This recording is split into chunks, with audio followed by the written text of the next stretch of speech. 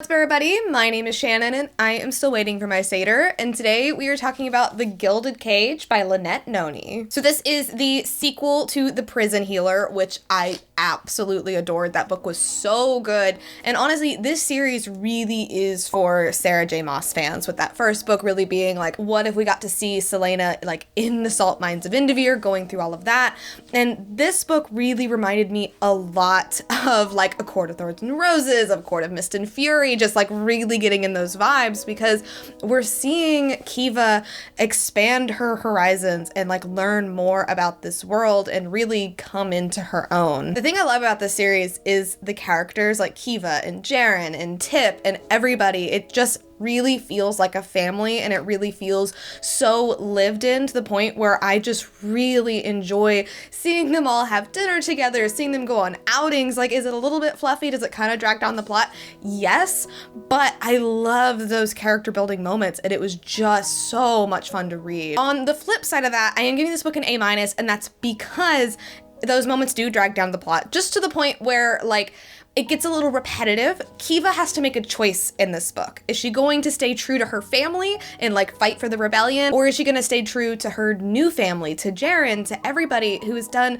so much more for her than her family has ever done? And there are a lot of scenes that are very similar, where it's like, oh, you know, she wants to help her brother and sister, whatever, that's great. But then Jaren does something so sweet and so nice, and like, oh, they really feel like part of the family. Like, there's even this one like knife in the heart where Tip draws this picture, and it's just the cuteness.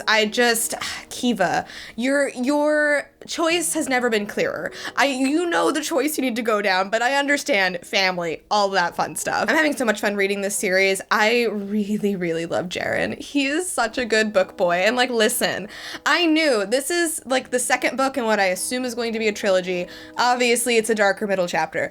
I knew that no matter where we were going, heartbreak was on the horizon. And even though I was ready for it, nothing could ever prepare me for those last 50 pages. And that alone is like, you are a Sarah J Maas veteran. You should be better prepared for endings of books. And I wasn't. And it was a lot.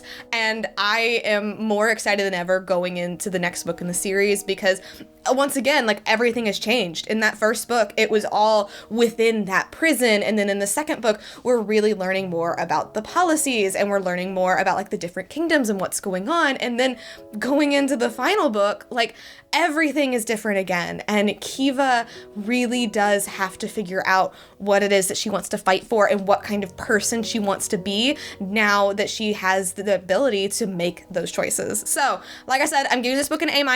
I enjoyed the fluffiness. I enjoyed the scenes where it's like, oh, let's just all have a family dinner and be cute. But it did get a little repetitive. It did drag down the plot a little bit, so that's why I'm giving it an A-. However, I still really, really recommend this series. It is so freaking fun, and I just cannot wait to find out what's going to happen next. But anyway, thank you guys so much for watching this video. If you liked it, be sure to hit that like button down below, and don't forget to subscribe to Talk Books with me every week. That is everything I got for today, and I will see you guys next time.